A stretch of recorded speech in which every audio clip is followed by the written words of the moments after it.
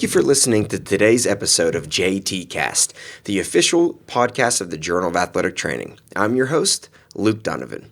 This month we'll discuss two articles over two short episodes from the recent issue of the Journal of Athletic Training. The first episode will discuss a validation clinical case report of exertional heat stroke in a high school cross-country runner.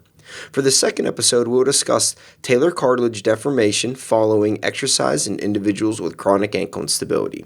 As a reminder, the article discussed today can be found on the JAT website, natajournals.org, and please remember that all content from JAT is open access to all readers, thanks to the funding from the National Athletic Trainers Association. The title of the first article is Proper Recognition and Management of Exertional Heat Stroke in a High School Cross-Country Runner, a Validation Clinical Case Report, authored by Ms. Bryanna Garrett and colleagues from the University of South Florida and the University of Connecticut. Let's survey the scene. As the summer temperature continues to rise and student athletes begin to enter their respective training camps, let's take a moment to discuss a common heat-related condition. Exertional heat stroke is one of the most common causes of sudden death among athletes. Heat stroke has been defined as a neuropsychiatric impairment with a core temperature greater than 105 degrees Fahrenheit that, if not properly treated, can lead to permanent disability or death. The secondary school athletic population has the highest number of sudden death cases.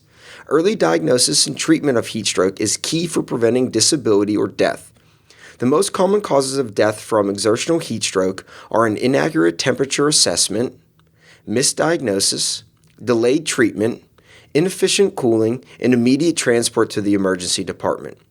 As such, it is imperative for all athletic trainers and other sports medicine clinicians to apply the best evidence pertaining to early recognition and treatment of heat stroke.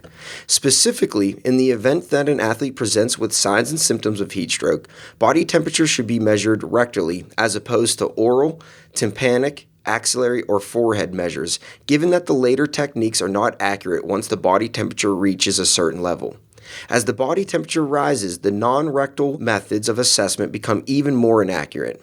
As far as treatment, the best practice is cold water immersion, and to cool the patient below a temperature of 102 degrees before transporting to the hospital.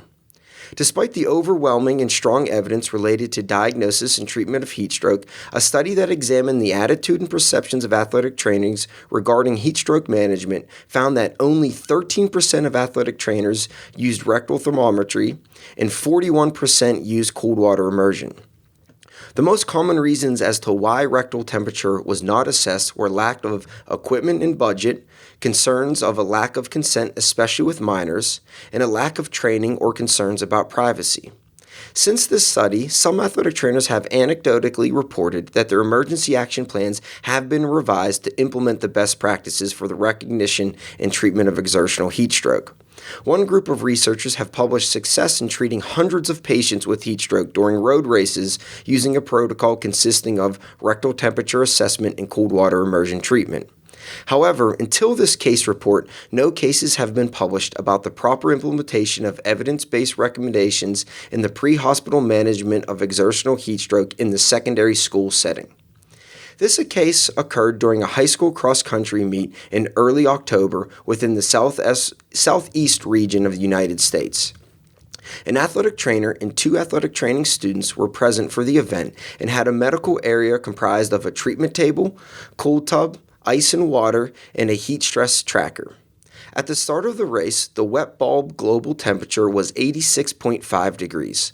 Approximately 30 minutes after the start of the event, the athletic trainer was summoned to the finish line where she found the 14-year-old patient being helped up by her mother. During the initial evaluation, the patient was conscious and hyperventilating, which prompted the athletic trainer to assist the patient with breathing techniques. Soon afterwards, the patient presented with central nervous system dysfunction and signs of heat stroke, such as disorientation, confusion, behavioral changes, slurred speech, muscle weakness, rapid breathing, flushed skin, and agitation.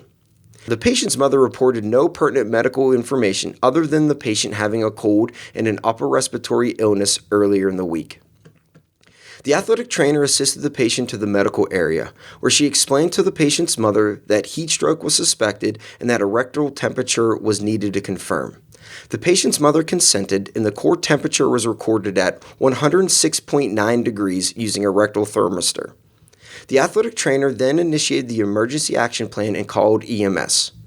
The patient was submerged in a cold water tub where an athletic training student recorded her temperature every minute and continued to stir the water. During the process, the athletic trainer continued to explain the treatment plan to the parent while they waited for the core temperature to decrease below 102 degrees.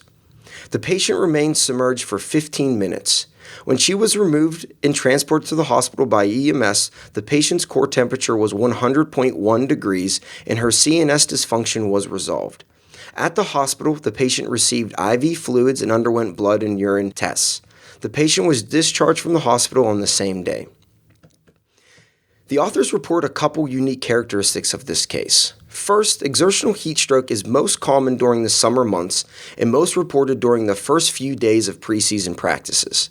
This case occurred during the fall and nearly 2 months into the cross-country season. In addition, 90% of heat stroke-related deaths occurred during practices and not competition. It is thought that the unseasonably high wet bulb globe temperature and the reported cold likely contributed to the patient developing heat stroke during the race. This case reports the successful implementation of recommended practices for assessing and treating patients with exertional heat stroke, which ultimately resulted in the survival and full recovery of a patient experiencing heat stroke. As previously mentioned, a common barrier to implementing these practices, particularly taking a rectal temperature, is perceived lack of consent or other legal consequences. In this particular case, the athletic trainers had written document that outlined the emergency procedures that would be followed in the event of an exertional heat stroke episode, which was signed and approved by the medical director and the school administrators.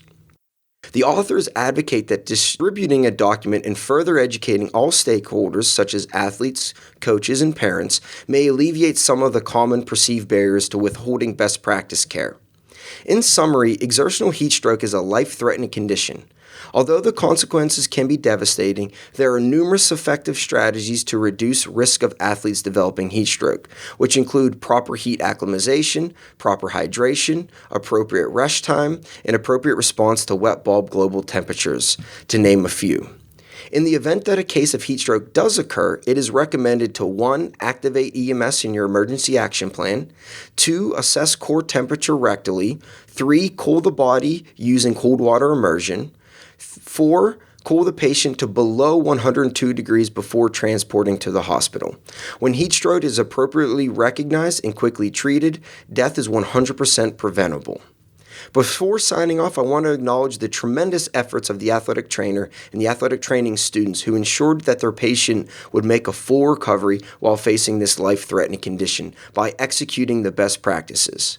I also want to echo the author's acknowledgement and thank the patient and their parents for allowing for this publication of this case. Well, that's it for today's JATCast. Please remember to rate and subscribe to the podcast, which is available on iTunes, Google Play, Spotify, YouTube, and Stitcher. You can find out more information about upcoming podcasts and other JAT events on our Twitter, Facebook, and Instagram accounts at JAT_NATA. Thank you for listening and keep a lookout for our next JATcast episode.